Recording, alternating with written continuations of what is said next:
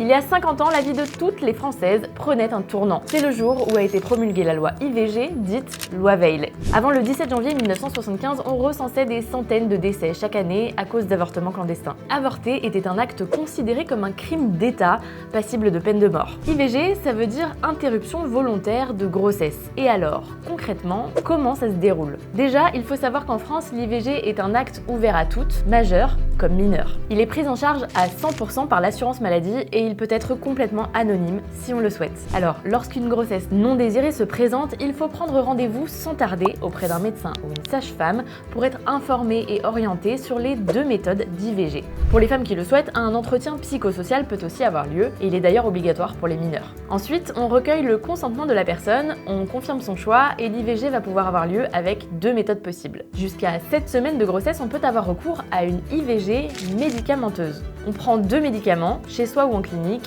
seul ou accompagné, pour mettre fin à la grossesse.